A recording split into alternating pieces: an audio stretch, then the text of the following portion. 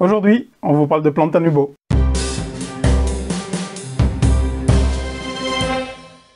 Hello! Hello! Bienvenue dans cette vidéo, Bûcher au laurier. C'est Cédric et Laurent. Et on vous parle aujourd'hui de Plantanubo. Les mensurations, c'est du 1 à 4 joueurs de 30 à 120 minutes. Oubliez le 30, je ne sais même pas ce qu'il fout là-dedans, hein, clairement. C'est du 12. 30 à 120 minutes par joueur. Ça doit être ça, oui. C'est du 12+. C'est chez Game Builder, qui, je pense, est une nouvelle maison d'édition. Game Builders, oui. C'est cofondé par Odé, un des auteurs. Un des auteurs, Andreas Odé Rodendahl, Michael Keller et Uwe Rosenberg est crédité sur la boîte à ce. Mais il a participé au développement. Développement, c'est lui qui est venu avec l'idée et ça a été développé par Odé. Non, en fait, à la base, c'est Mike Keller qui a travaillé, qui avait l'idée de faire une version D de Loyang de Rosenberg. Oui. Et donc, quand il a présenté à Rosenberg, Rosenberg a rejoint le projet, en fait. Et puis, comme Mike et Odé travaillent toujours ensemble, Odé est vite rentré aussi dans la boucle.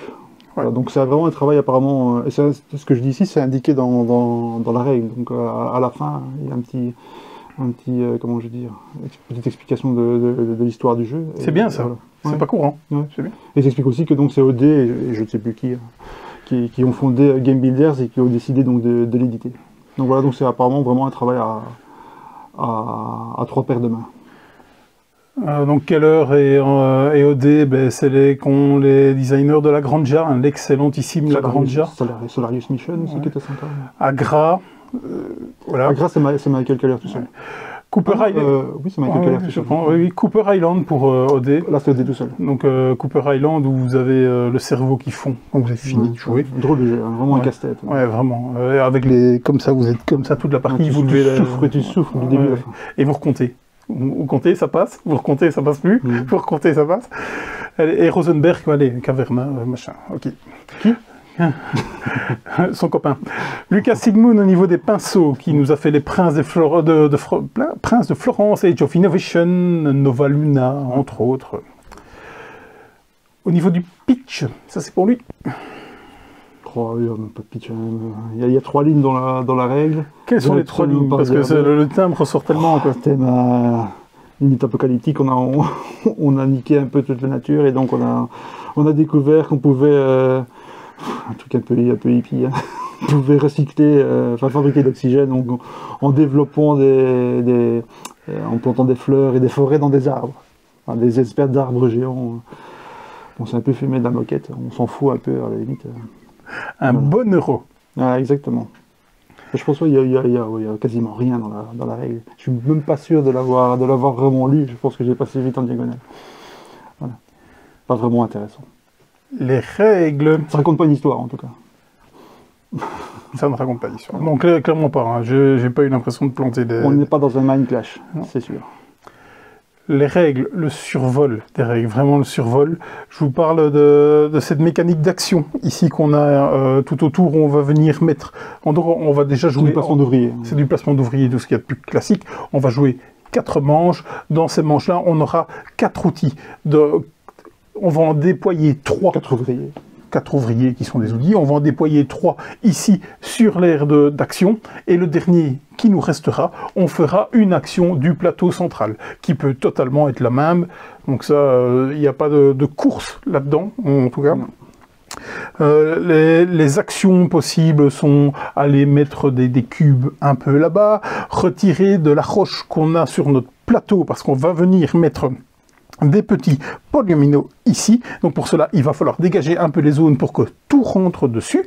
On va pouvoir avoir des robots, c'est super important parce que ça va nous permettre de faire des actions bonus, un petit peu. On va pouvoir aussi monter une petite piste ici qui va nous rapporter des points de victoire en fonction de chaque revenu. Pour cela, ça va être conditionnel, totalement asymétrique, hein, parce qu'il y a une énorme asymétrie et variabilité dans le jeu, on y reviendra un peu plus. On ne peut pas parler d'asymétrie.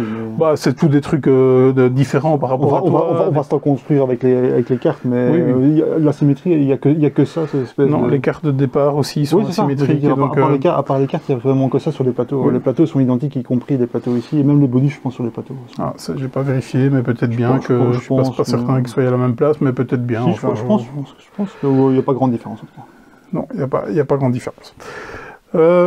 C'est à peu près tout, parce que sinon on rentre vraiment dans des micro-règles de règles, à moins que tu voudrais dire autre chose au niveau des règles. Bah non, mais là, un peu le principe, c'est qu'on va placer donc, dans notre plateau, dans notre arbre, donc on va placer ces polyominoes qui vont permettre d'accueillir des cubes. Ces cubes vont permettre de livrer, on va pouvoir les livrer.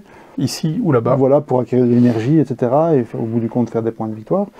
Et une fois qu'on a libéré des cubes, donc en les livrant, ces polyominoes, on va pouvoir après les recouvrir de tuiles forêt.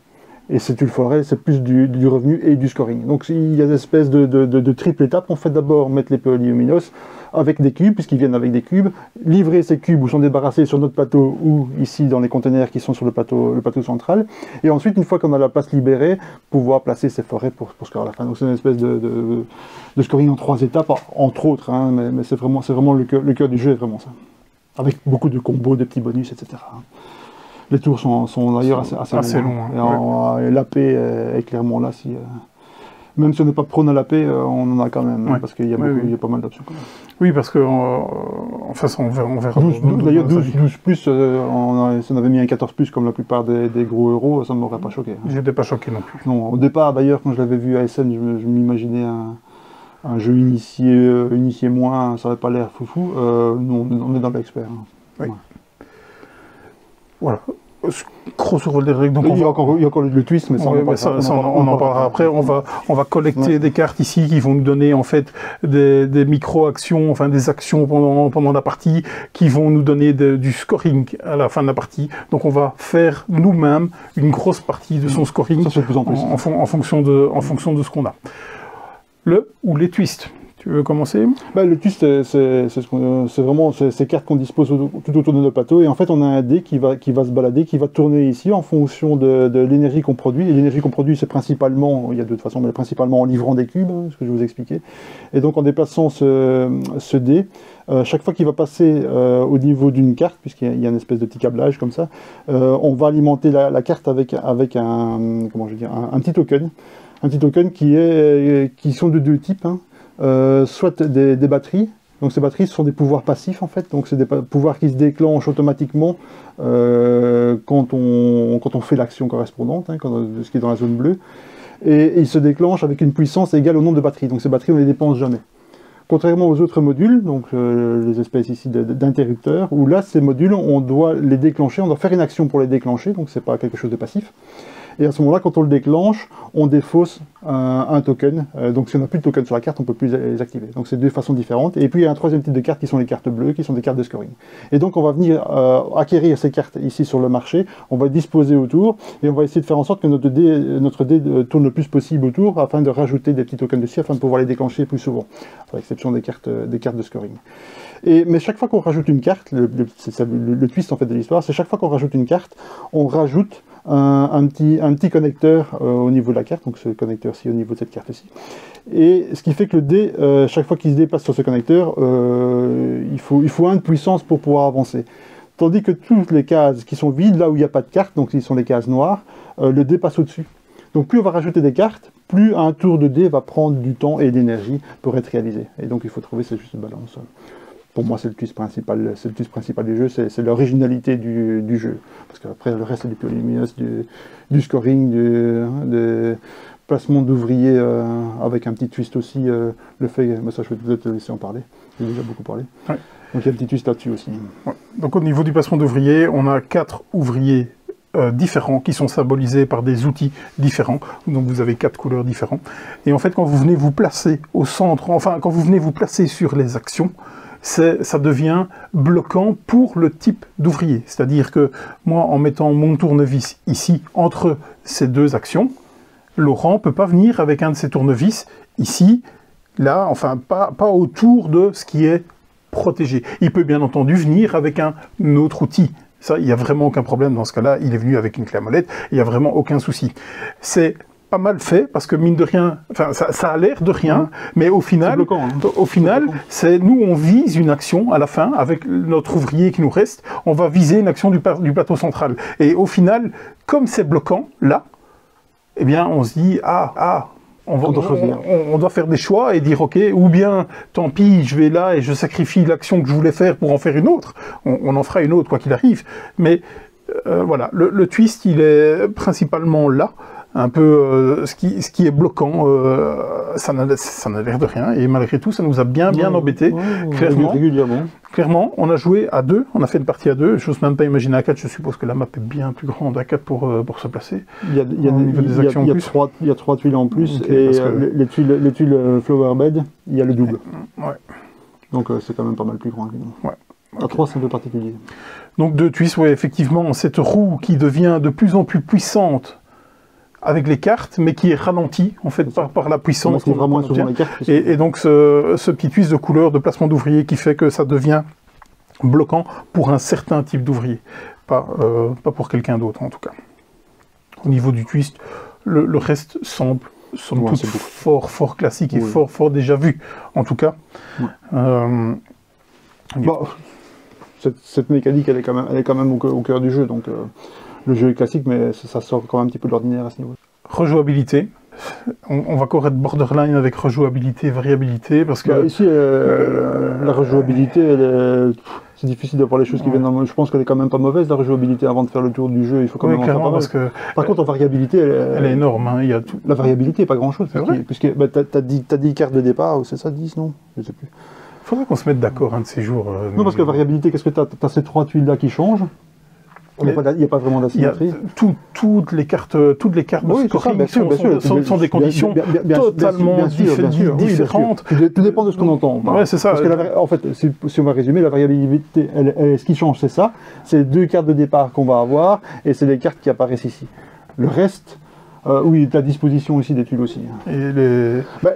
Honnêtement, c'est pas foufou, mais ça suffit pour avoir des parties qui peuvent être relativement différentes, même si au bout du compte, on va toujours essayer de faire la même chose. Arriver à finalement mettre des forêts, les retourner pour qu'elles scorent plus. Et prendre des cartes au départ. Et ça c'est bien fait aussi, c'est le même système que dans Narek. On a ce système de longue vue donc qui détermine les 4 les 4 manches. Mais dans la première manche, il n'y a que 2 cartes de scoring, et ça c'est toutes des cartes d'upgrade en fait qu'on va passer aussi autour. Mais au fur et à mesure ça va avancer, donc on va avoir au fur et à mesure de plus en plus de cartes de scoring et de moins en moins de cartes modules. Et donc c'est assez bien fait, et ça suit la logique naturelle du jeu, c'est-à-dire qu'au début on va plutôt privilégier essayer de se construire un moteur, et puis après une fois que le moteur tourne plus ou moins, qu'on a suffisamment de choses qu'on peut tirer suffisamment de choses de notre moteur, à ce moment-là on va plutôt privilégier les cartes de scoring. Ouais, c'est une grosse logique. Hein. C'est très logique, mais ça fonctionne bien. Oui, bien sûr. Mais je veux dire, en dehors de ça, voilà... La variabilité est pas dingue, mais ça suffit pour avoir une rejouabilité suffisamment correcte. En fait, il faut faire le point, lui et moi, entre qu'est-ce qu'on entend par rejouabilité, variabilité. Donc, je pense qu'on entend la même chose. La rejouabilité, ça veut dire que les parties seront suffisamment différentes. Et quelquefois, la variabilité impacte plus ou moins fort ça. Dans certains jeux, la variabilité est super importante pour avoir une rejouabilité. Dans certains d'autres jeux, c'est là qu'on n'était pas d'accord, on peut avoir une variabilité relativement réduite et pourtant avoir de la rejouabilité parce que l'interaction est tellement forte, parce que ceci, parce que cela. Ici, je veux dire, la variabilité, elle est relativement elle est suffisante, on va dire, elle est moyenne. Mais la rejouabilité, elle est aussi moyenne pour moi. C'est assez raccord. Ouais, écoute, dans ce que moi j'entends de rejouabilité, ça veut dire que je remets le jeu là comme ça, et je fais totalement une autre stratégie de ce que j'ai fait. Oui, mais est-ce que ça dépend de la variabilité? Parce que tu as des jeux où tu peux avoir des différentes stratégies et changer la partie qui sera complètement différente de l'une à l'autre, sans avoir nécessairement une variabilité. Pourquoi? Parce que l'interaction est là, parce que ceci, parce que cela. Mais je l'entends bien, mais tu vois, si j'entends dire dans un jeu, je peux dire cette fois-ci, je joue nettement moins cet axe stratégique-là pour me concentrer sur un autre. Et c'est là qu'il faut que le jeu soit bien équilibré, c'est que chaque axe que tu joues un jeu stratégique. Que chaque axe soit équilibré et en fonction de, de l'optimisation de tes actions qui va faire que c'est ça qui va gagner. Au niveau de la variabilité, là, moi, je pense qu'il y en a beaucoup parce que à chaque fois, les scorings viennent de façon totalement différente. Il y a des cartes qui m'intéressent vraiment pas, il y a des cartes qui t'intéressent plus et qui tombent dans un canevas. Mais par exemple, on revient à ce qu'on n'était pas d'accord sur Zangoulou et pourtant c'est la même chose à Zangoulou, alors qu'il y a plus de variabilité. Zangoulou a énormément de variabilité. Ouais, mais il y avait la rejouabilité était absolument pareille. Tu pouvais t'axer sur différentes choses aussi. Et là, tu disais que ça pouvait être qu'elle n'était pas énorme. Moi, je trouve qu'elle était aussi importante. Ici, pour moi, c'est un jeu. Je suis d'accord avec toi. C'est vrai qu'un jeu stratégique, forcément, a plus de rejouabilité parce que tu peux tester différentes choses. Encore faut-il que ça fonctionne. Oui. Mais dans beaucoup de jeux, comme dans beaucoup d'euros, et ici, c'est un petit peu le cas, c'est qu'on va faire un petit peu la même chose. Il y a des choses qui scorent quand même plus. On va prendre des cartes scoring. Il n'y a pas photo, il faut le faire. Des forêts, retourner des forêts, il n'y a pas photo, si l'autre le fait, il faut le faire. Donc voilà, après il y a peut-être le harbor, on n'est pas obligé nécessairement de monter, c'est pas nécessairement foufou puisqu'on le score que 4 fois ce revenu, même si c'est pas négligeable, si on peut le faire. Voilà, pour moi on fera un petit peu de tout et il y a certaines choses qui seront plutôt opportunistes que réellement réfléchies. Est-ce que ça en fait un jeu qui n'est pas rejouable? Certainement pas.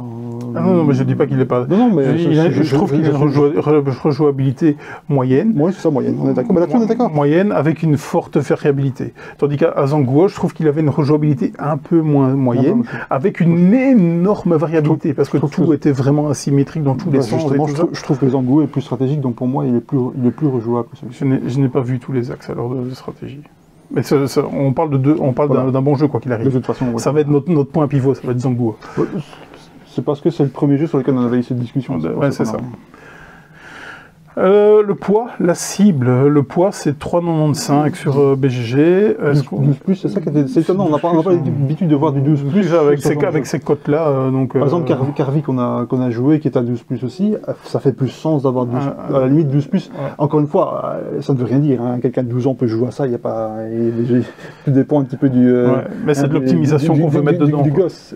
Voilà, c'est ça, comment tu le joues en fait qui peut faire la différence. Mais c'est un peu particulier de voir un jeu qui est quand même relativement complexe, c'est pas le plus complexe mais c'est quand même, il y a quand même pas mal de choses, on parlait d'AP, et de voir un 12+ là-dessus, on n'a pas l'habitude, dans la plupart des jeux on va voir 14+ plutôt qu'un 12+, ce qui ne veut rien dire encore une fois, mais c'est un peu plus bizarre. Quand on regarde la boîte on voit 12+, on se dit ah ben tiens moi j'ai plein de 14+, probablement qu'il est plus simple. C'est pas vraiment le cas. Ouais, c'est ça que je veux dire. Non, le jeu en lui-même n'est pas spécialement compliqué du tout, mais pour moi, ça demeure un expert parce que pour optimiser ses actions, pour optimiser ses actions au maximum, eh bien, il va falloir prendre énormément de paramètres en compte, des paramètres de couleur, des paramètres de livraison, des paramètres d'anticipation. C'est un jeu d'optimisation. Ouais, donc voilà, on essaye de ne pas faire des actions minorées, et donc on va les pousser au maximum. Donc pour moi, c'est un expert, même si au niveau en lourdeur de règles, c'est pas élégant. C'est pas élégant, c'est pas nécessairement le plus facile à retenir. Il y a des petits cas particuliers, notamment ces petits tuyaux cuivre, là, des petits trucs qui se rajoutent comme un cheveu dans la soupe. Je suis pas sûr que c'était nécessaire. Non, parce que d'autant plus qu'on les oublie. Oui, c'est pas. Voilà, il y avait des choses à couper, je pense que ça aurait pu être... ça aurait pu être allégé sur certaines choses, en fait. C'est des développeurs qui ont une certaine renommée, qui ont une certaine expérience. On verra dans notre avis, peut-être. C'est un nouvel éditeur, est-ce que c'est ça? Est-ce que le développement a été... je pense qu'ils sont grouillés aussi pour l'avoir pour SN. Oui, ça peut être bien. Oui, parce qu'il n'y avait pas de règles en anglais dedans qui devaient donner en plus... je pense que c'était un petit peu rushé à ce niveau-là. Il y a des choses qu'on a revues. Ça manque un peu d'élégance. Bon, on va en parler beaucoup déjà, maintenant je pense, avec le matériel. Vas-y, commence à tirer. Non, il y a des choses, il y a des plateaux double couche qui sont collés, qui ne devraient pas courber et qui courbent quand même un petit peu. Bon, c'est pas gênant du tout. Il n'y a rien de honteux. Maintenant, il y a certaines choses, par exemple ça ici, on a joué à 2, les petits tokens d'activation, on a joué à 2, il nous en reste 4, j'imagine pas 4. Après c'est pas compliqué, on met des cubes, on met n'importe quoi à la place, ça ne change rien puisque c'est lié à la carte sur laquelle on se trouve. Ouais, mais c'est une planche de punch en plus. Et c'est là aussi qu'il fait dire, soit ils étaient conscients, ils s'en foutaient, soit ils n'ont pas suffisamment testé, ou je sais pas, ils n'ont pas joué, je sais pas. Il me semble que Guy m'a dit quelque chose. Tout le monde a dit, c'est la première remarque que Stéphane avait fait aussi, qu'il manquait des jetons d'activation. Ça c'est un souci, bon, sinon le reste, bon voilà. Après ça reste, c'est fiddly quoi, hein. Le matos, si on avait mis évidemment des gros trucs en plastique avec ça aurait pu être un peu plus maniable. Le jeu, déjà comme ça, le jeu coûtait, je pense, 70 € à SN. Ouais, au moins. Hein. Donc 65, mais on est dans ces eaux-là. Ça aurait fait très très cher. Hein. Donc on aurait pu faire mieux, mais probablement plus cher. Parce que, par contre, en termes de matos, il y a quand même pas mal. Alors maintenant, ça reste dans le fourchette des prix actuels. Hein. Bah, ça aurait pu être mieux. Voilà. L'édition n'est pas catastrophique, ça aurait pu être mieux. Il y a quelques défauts, mais pas nécessairement au niveau matériel, plutôt au niveau finition. Je trouve qu'il y a parfois des icônes qu'on se dit. Ouais, c'est ça. Là, cette icône-là, c'est une fois l'action. Cette icône-là, c'est 2 fois l'action, des fois, alors que c'est pas spécialement flagrant. Beaucoup de choses qui ont été classées sur BGG. Hein. Ouais, okay. D'ailleurs, ici, il y a quelques jours, on est le 6 aujourd'hui, le 7 6. Donc c'était, je pense, hier ou avant-hier, décembre. Il y a eu une mise à jour des règles en anglais. En allemand, je ne suis pas sûr, parce que peut-être que c'était mieux fait en allemand, mais en tout cas en anglais, il y a une mise à jour dans une version 1.1, où ils ont retravaillé un petit peu, ils ont écouté un petit peu, ils ont regardé les questions qui avaient été posées sur BGG, parce que c'est vrai que le jeu n'était certainement pas injouable en l'état, mais c'est vrai que les règles ne facilitaient pas la prise en main et l'apprentissage du chose, et il y avait quelques zones d'ombre qu'il fallait y aller éclaircir sur BGG. Notamment le setup ici qui était un petit peu, parce que ils expliquent pour 4 joueurs et puis ils expliquent pour 2 joueurs ailleurs, et puis il y a un autre endroit où il y a aussi encore une exception pour un certain nombre de joueurs. C'est pas très bien fait, il manque un bon... dans une carte de scoring qu'on a dû en déduire de nous-mêmes parce qu'on n'a pas trouvé l'information. C'est logique, ça doit être comme ça. S'ils ne le disent pas, je suppose que comme c'est un peu comme chez Splotter, s'ils ne le disent pas, s'ils ne précisent pas, c'est que c'est comme ça. C'est qu'il n'y a pas besoin d'essayer d'interpréter plus que ça. Parce que quelquefois on a tendance à faire de l'overthinking sur ce genre de choses, et alors que c'est aussi simple que ça. Voilà. Maintenant, je pense que c'est plutôt au niveau un petit peu... Il leur a manqué un petit peu de temps, et je pense qu'ils ont vraiment voulu être prêts pour SN, et je pense que ça se ressent. Hein. Ce qu'il faut savoir aussi, c'est que les cartes de scoring ne se valent pas toutes. Hein. Et elles apparaissent, donc si on est premier joueur... Ça va dire nos envies. C'est notre premier joueur, on prend une carte par défaut, et puis après on en retourne une, et le joueur suivant, et il tombe exactement sur celle qu'il veut, ou sur une qui est bien meilleure. Par exemple, il y en a une ici qui score, par exemple, on le voit ici, 4 points, mais j'en ai vu passer une autre, exactement la même, qui score 3 points. Quoi. Bon, avec peut-être un... Non, c'était... aussi un point aussi de... Ah non, l'autre c'était 2, je pense. Ouais, c'est ça, ça se balance, mais bon. Ouais. Je pense quand même que c'est assez circonstanciel, et on peut vraiment plus facilement tomber sur la carte exactement qu'on veut, ou pas d'ailleurs. Ouais. Il faut aimer ce genre de choses. Nos avis du coup. Je me suis fait expliquer à SN, j'étais super hypé.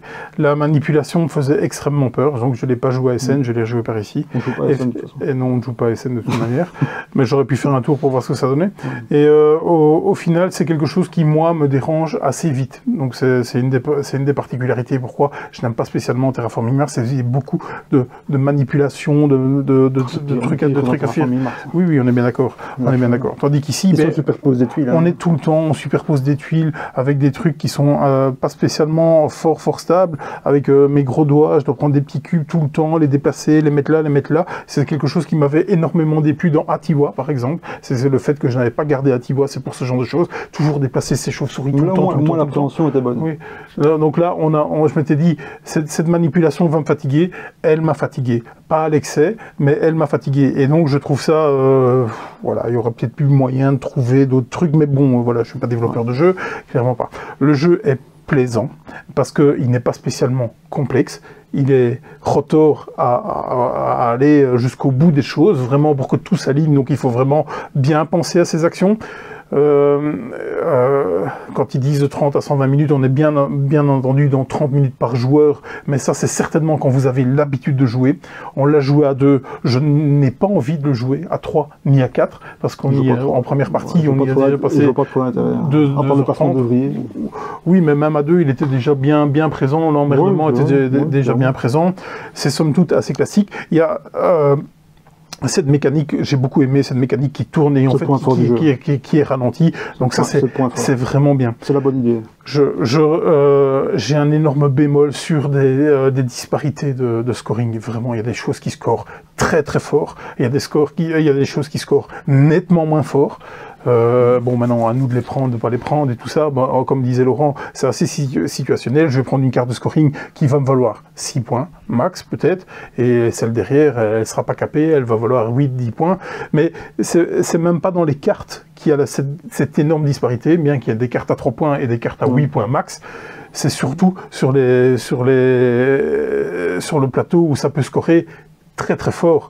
Bien entendu, c'est des actions que lui, il a gardé pour la fin de partie, qui lui ont valu énormément de points, et que moi, je les ai employés pendant le jeu, donc qui m'ont valu des bonus. On n'a qu'une partie d'expérience. Je pense que le fait de devoir livrer là-bas est une condition sine qua non à la victoire, je pense. Je pense qu'on a beaucoup de conditions sine qua non. Donc, je pense qu'il faut faire un petit peu de tout. Moi, c'est probablement un petit peu ce que je vais lui reprocher. Voilà. Parce que comme tout se tient, tu es obligé de forcément de faire un petit peu de tout. Et donc c'est pas vraiment oui, on peut pas laisser un pan, mais la différence de scoring à la fin est venue du fait que ton dé a plus tourné, et donc du fait que tu as plus... Oui, j'ai moins dépensé mes actions. Oui, ça aussi. J'ai plus dépensé la même. Mais c'est lié. Tu as marqué plus de points parce que tu as plus de jetons, parce que ton dé a plus tourné par rapport au mien, parce que tu as été nettement plus là-bas. C'est même pas les points que tu as marqués là-bas, parce qu'un point, c'est assez anecdotique. Ouais. C'est le fait de... Oui, c'est clair. J'ai fait plus tourner plus que toi, ça c'est sûr. Voilà, donc je pense que c'est compliqué de se passer totalement de ce pan-là, en tout cas, ça c'est sûr et certain. Je dirais que cette mécanique, c'est ce qui fait le plus par rapport à notre jeu. S'il n'y avait pas cette mécanique, c'est un jeu jeu dans une pile de jeux. Ouais. C'est ça qui fait la différence. Avec le fait qu'on balance les cartes entre du scoring, entre des modules qu'on va pouvoir déclencher en faisant une action, et les modules passifs. En sachant qu'on doit faire passer le dé pour avoir des activations, parce que sinon, même si on a une action d'activation, si on n'a pas un token dessus, ben on ne peut pas l'activer. Ça, c'est la bonne idée du jeu.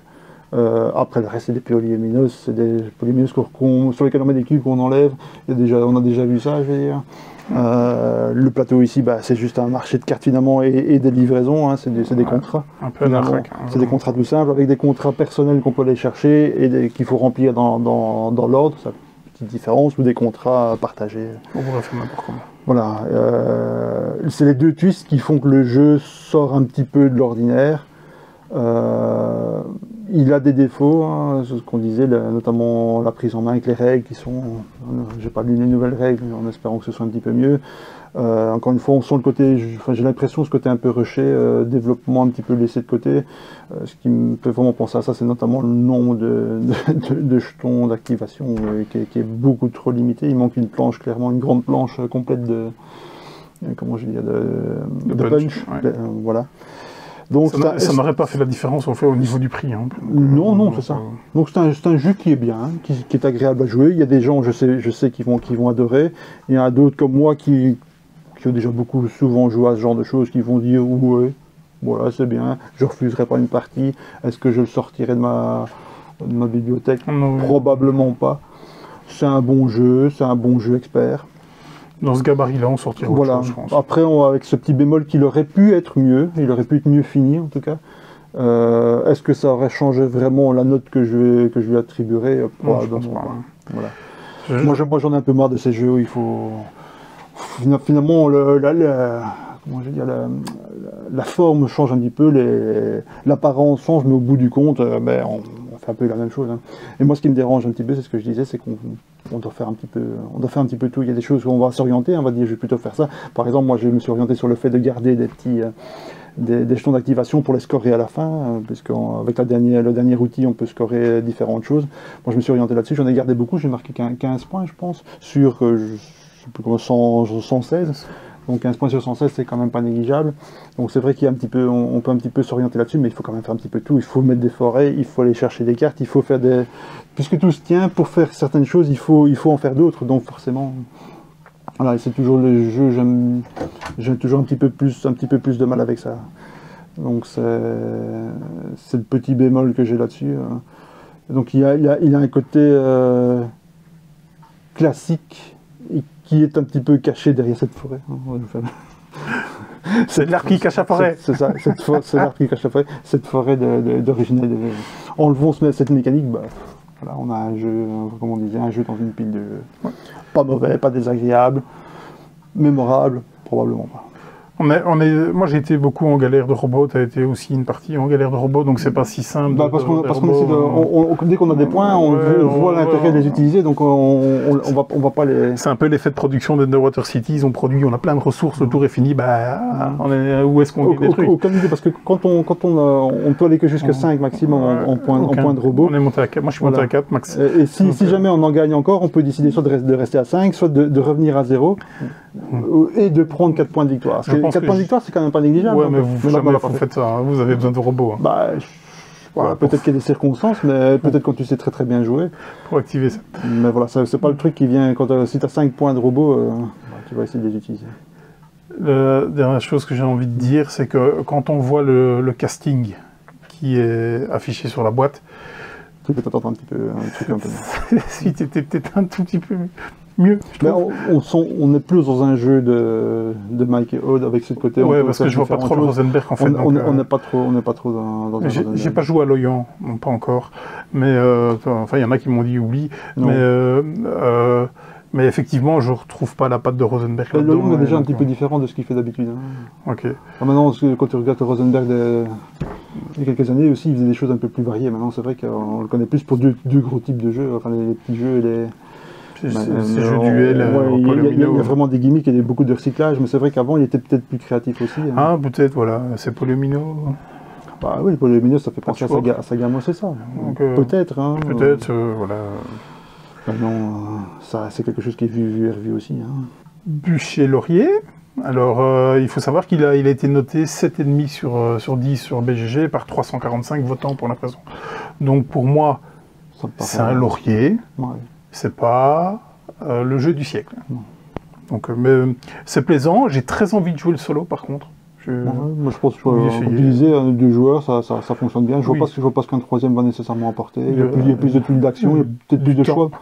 Oui, ça aussi, les tuiles d'action, il y a possibilité. Il y en a plus, et il y en a une ou deux qui peuvent être interverties aussi. Donc, ça, on parle de la variabilité. Maintenant, ça ne va pas changer quand même la phase du jeu. Non. Donc pour moi c'est un laurier. Oui, c'est un laurier, maintenant c'est pas un grand laurier quoi. Non. Une petite déception. Rien d'honteux. Je peux dire que j'étais déçu parce que j'en attendais pas nécessairement plus.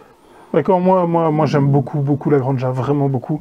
Donc j'étais peut-être un peu conditionné sur le fait que ce soit vraiment bien, mais peut-être que ça a gâché toutes ces manipulations tout le temps, avec énormément de choses. Un peu plus épuré, malgré qu'il y a aussi au final qu'on manque, qu'on rate, parce qu'à chaque fois que le dé est passé, il fait « Ah merde, j'aurais dû mettre un cube là, ou j'aurais dû envoyer un cube là ». Donc c'est toutes des petites choses qu'on a un peu tendance à oublier, parce que les tours deviennent tellement longs parfois, avec cette série de combos, d'actions et tout ça, qu'on en oublie certaines choses.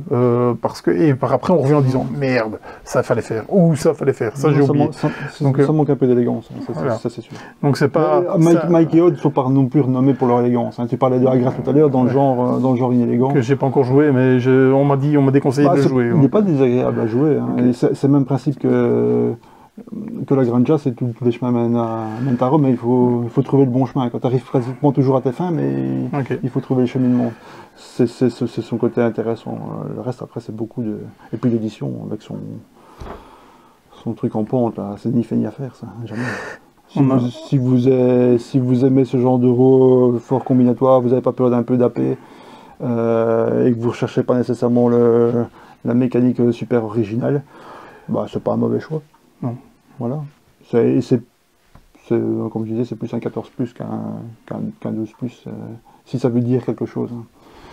Voilà. On est au-dessus d'un...